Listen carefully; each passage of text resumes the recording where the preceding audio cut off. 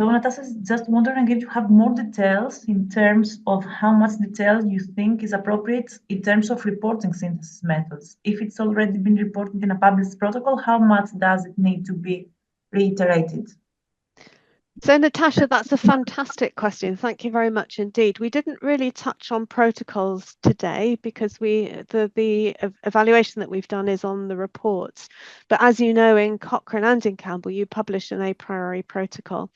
In a qualitative evidence synthesis context, the protocol is much more iterative and can be developed, which is quite different than a Cochrane intervention protocol. So we often say in the protocol that you likely won't be able to specify your methods until you've done the search and you've got a really great idea about how rich your data is, how thick your data is, how many studies that you've got, and you know, on that basis, and whether you're going to sample or not, you might then choose your synthesis method after you've done your search. So that can't be in your protocol. The other thing is that you might want to integrate your qualitative evidence synthesis with the corresponding quantitative intervention effect review of the same interventional topic. You might not be able to do that and specify the methods until you actually have got finished your qualitative evidence synthesis. So there are lots of things in a protocol that you might actually just specify options, and that's absolutely fine. So that means when you come to reporting your synthesis, when you've actually conducted it, you do need to actually talk about what you've actually done, which might vary from your protocol, and justify why. And the review report still needs to be standalone because they are standalone publications. And in Cochrane especially, the protocol, once the review report is published, the documents are assimilated into one. Outside of Cochrane, a publication of the review report does still need to stand alone. And we always say that the marker is transparency, that the review report needs to be transparent in terms of its detail. And with online publications now, you can have lots of online files to give the additional information that's required. So I think the Cochrane review is the most detailed product of all of the versions that we come across for a reason, and we are changing the format of it so more of it goes into the additional online files, and that there is a core of information and reporting that goes into the sort of the main section.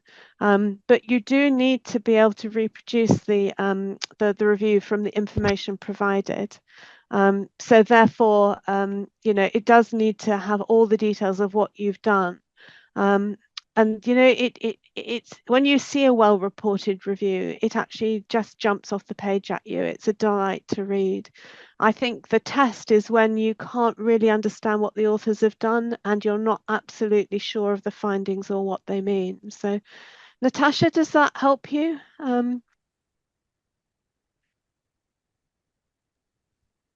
Yes.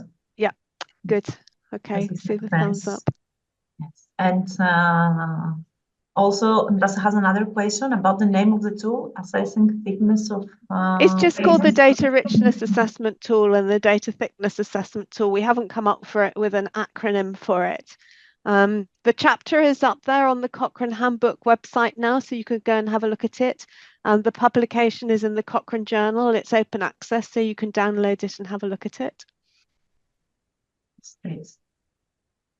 Okay, so we have another question from Rachel Richardson. How do the Camelot tool and the tool looking at richness and thickness relate to each other?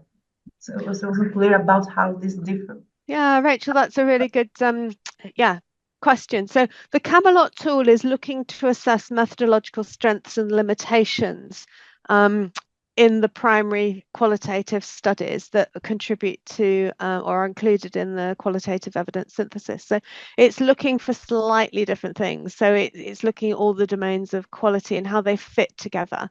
The richness and thickness tool is actually looking at the amount of detail and textual thickness and how much the findings are transformed. So they're conceptually they're looking at different things.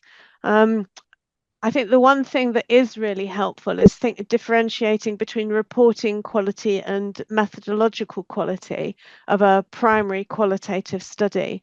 So a badly reported study is very difficult to assess its methodological quality, but they are two different things. So you need a really well reported primary study that can give you some really rich data and thick data. So it does sort of, in a way, it sort of links more with reporting quality than methodological quality. But it also actually lends to the type of primary method of analysis as to whether you've got very rich data in your primary study that you can then actually transform and come up with new theoretical insights. So there's quite a lot to unpack there. So I would actually sort of just direct readers or people on the call to the papers that are published in the chapter to read further. There's a lot of information there. Great. Thank you so much. Okay, we have another question from Hannah Long. So Hannah says that it was interesting to hear that you noticed a pattern in your review of reporting quality, whereby the reporting of great circular findings was perhaps taking precedence over synthesis results. So Hannah wonders if you could say a bit more about this and any implications. Yes, and this is something that we're going to address in the new Cochrane RevMan template. So in some of the existing reviews in the Cochrane library, we did really notice a sort of a pattern over time where the full findings of the synthesis weren't reported. So if it was a meta-ethnography, you would want to see, you know, your themes, your line of argument, and your new theory.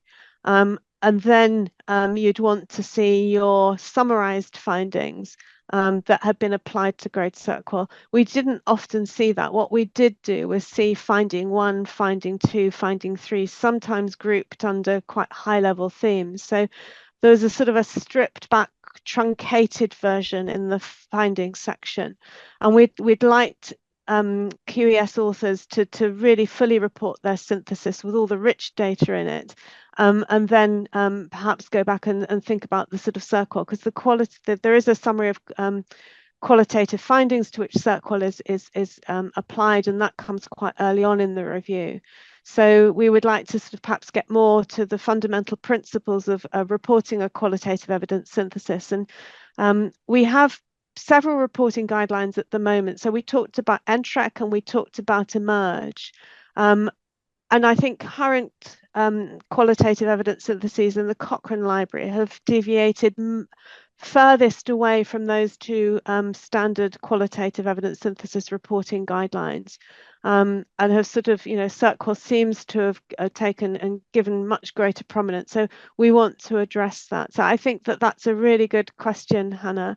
I think you know, on the flip side of it is that the decision makers like the CERQUAL assessments. We want to make sure that they're there, and we want to make sure that the CERQUAL assessments are well done.